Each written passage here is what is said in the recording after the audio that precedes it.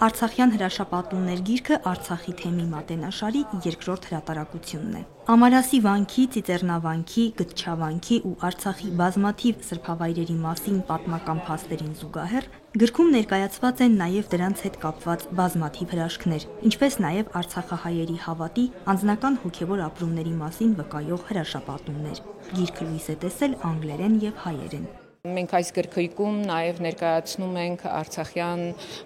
հանրահայտ մեր հոգևոր կենտրոնները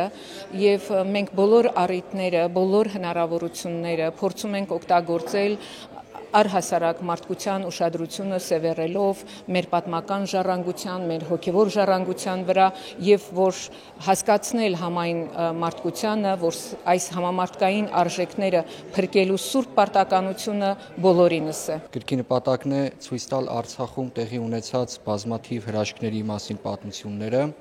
որոնք վկայություն են այն բանի, որ Արցախ աշխարհը եւ Արցախի ժողովուրդը լինելով հայկական քրիստոնեական արժեքներին հավատարիմ ժողովուրդ մշտապես զգացել են Աստծո ներկայությունը իրենց կյանքում եւ սա եւս մի ճանապարհ է ցույց տալու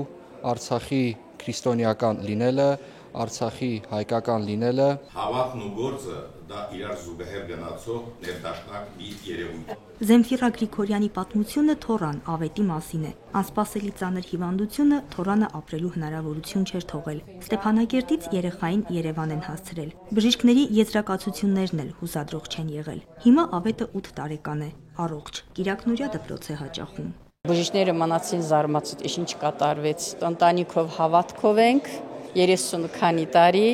բոլորը երեխաներս, թորներս առանց աղոթքի չենք ապրում, առանց Աստծուն փառաբանելի չենք ապրում, նամանად որ սա առաջի դեպքը չի, մեր կյանքի մեջ Աստված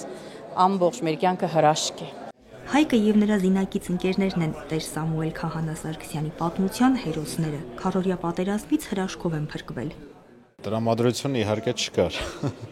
Արդեն նոր կարգավիճակ, առողջության կորուստ, այդ այդ զրույցներ, չգիտեմ, ծանոթություն սկզբից իհարկե, զրույցներ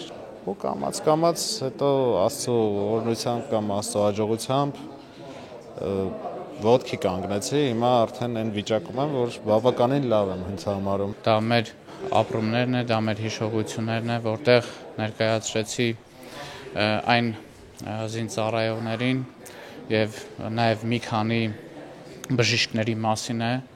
ովքեր իրենք տեսնելով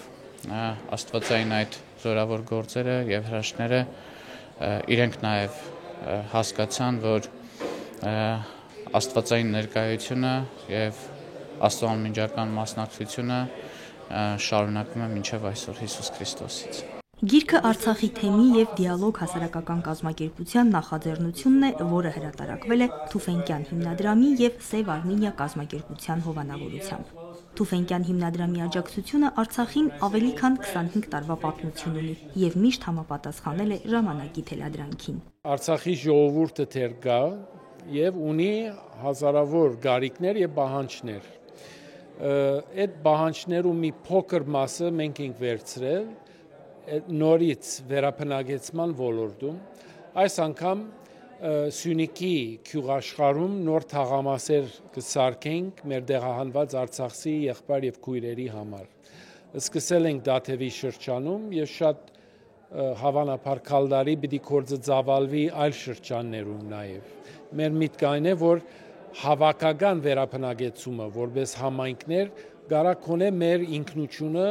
մեր ազգային նկարակիրը վարբա է։ Ես շատ էի ցանկանում ծանոթանալ Հայաստանի հետ, Հայաստանում Աստծո Քրիստոսի գործունեությանը եւ այդ ոգուն։ Երբ Էջմիածնում հոգեվորականներից իմացա այս գրքի մասին, ցանկացա, որ այդ պատմությունները անպայման թարգմանվեն անգլերեն, որպեսզի ես դրանք փոխանցեմ Ամերիկայում մեր քույրերին եւ եղբայրներին։ Գրքի շնորհանդեսը տեղի ունեցավ Թուֆենկյան հյուրանոցում։ Սոնա Խաչատրյան, Հարություն Տոլանյան, Եկեղեցական կյանք։